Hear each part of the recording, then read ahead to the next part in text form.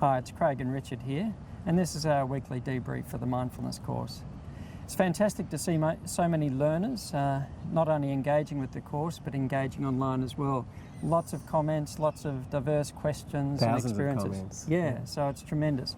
And that's exactly the kind of debate and discussion we want to encourage. We want to encourage this sort of spirit of inquiry, of exploration, of not taking anything for granted and not believing anything just because somebody says so, but to explore it in a variety of different ways. And also I'd like to thank and welcome on board as well Sherelle and Jen, who are posting a number of comments as well. They're going to be moderators for the online chat and discussion as well.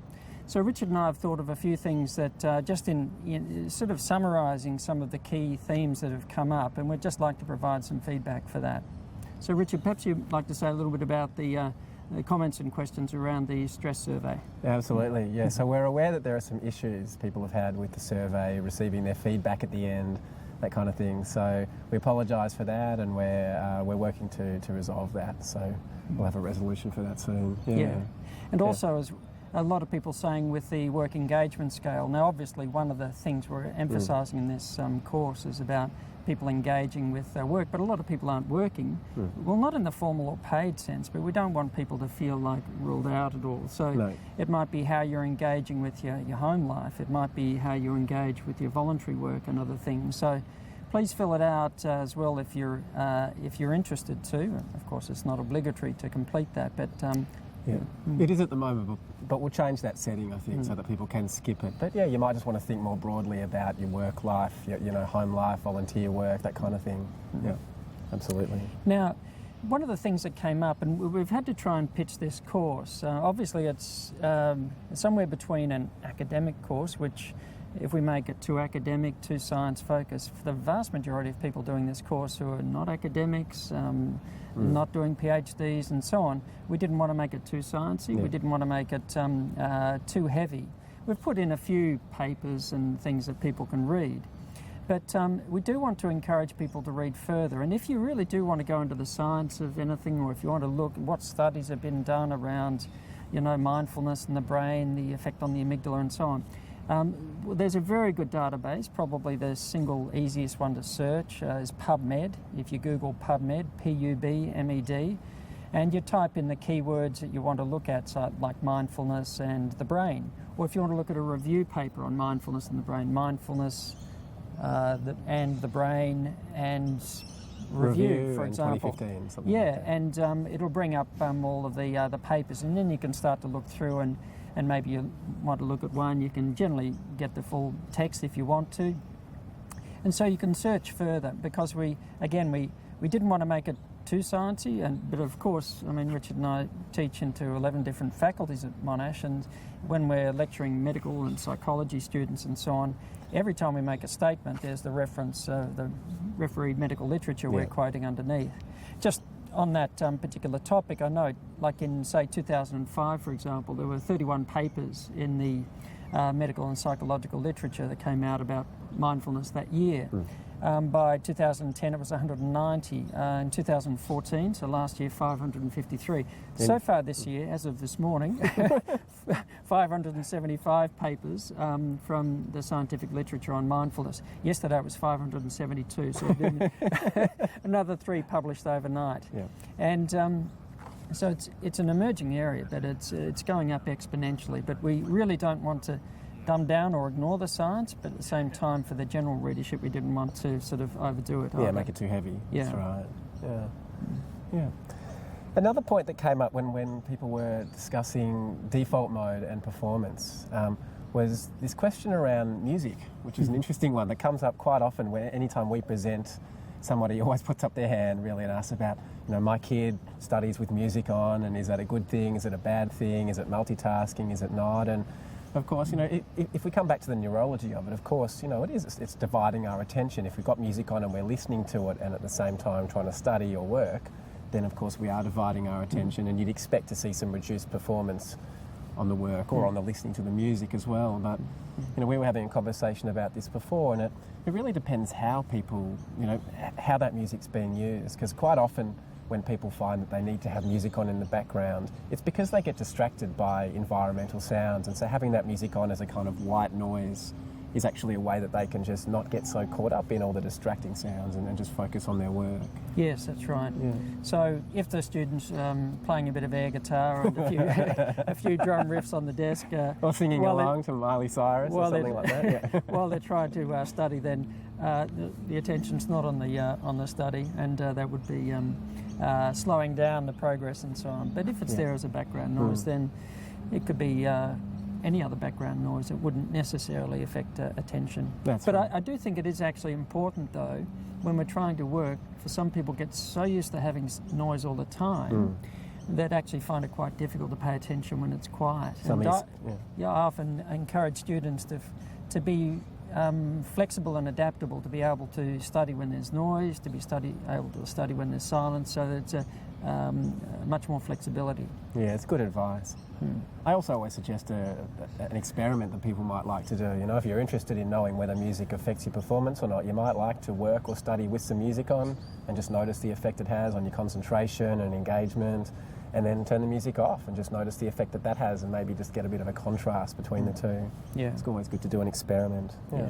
I noticed one particular thing that came up in the discussion was something that's hit the popular press at the moment. There was a study that it raised questions around whether mindfulness increases false memories or not. It was just a small particular trial which raised that question.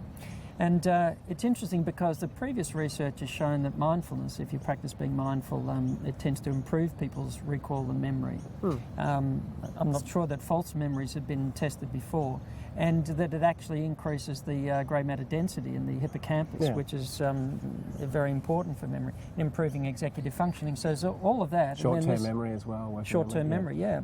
And then there's this study that raised another question. I think that's one of the fascinating things about this emerging field of research, is that there are so many other questions. So for me, that study doesn't answer something. It just raises a whole lot of questions around what is the difference between legitimate memory and false memory, and how can mindfulness help, and what effect does it have, and are there any downsides to it?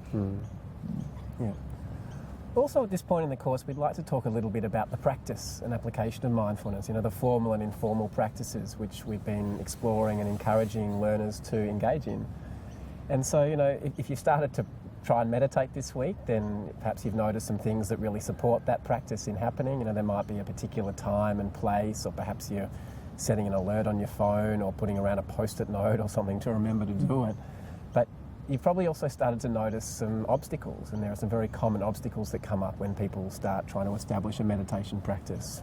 Forgetting is one of the big ones, or telling ourselves that we don't have enough time to sit for 5 or 10 minutes a day, or getting caught up in the busyness of the day, that kind of thing. Distraction, environmental sounds, all of these kinds of things. So these are all normal things to encounter.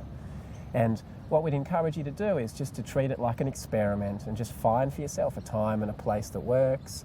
Keep persevering, and if something does get in the way, if you find yourself forgetting, for instance, to meditate, rather than treating that as a failure and sort of judging yourself for it and deciding that it's pointless and you're going to give up, if we remove those labels of good and bad and right and wrong and just look at it on face value, of course, even so-called failures might become learning experiences. So you might start to notice. Yeah, even notice the things that get in the way of being able to practice mindfulness, the kinds of ways the mind might deflect and distract and avoid.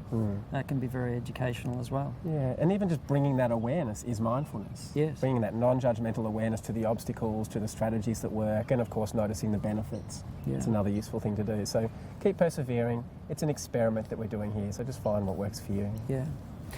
One of the other important issues, just to mention briefly, is around this whole issue of the individual trying to practice being mindful, but in amongst the system that's not always so mindful. Now, mind you, systems are created by people, and sometimes if you get a lot of unmindful people together, can create a very dysfunctional system that sometimes anything but compassionate or anything that, but fair or just for the people who are working within that system or living within that community.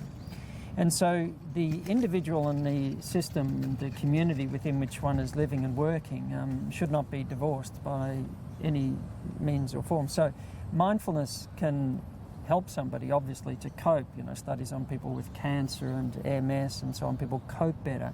I was interested, the journalist Peter Grester, who was imprisoned in Egypt for 400 days. And one of the things that got him through a really difficult situation was meditation. He spoke about that afterwards, and how it helped him to stay on an even keel in a very difficult situation.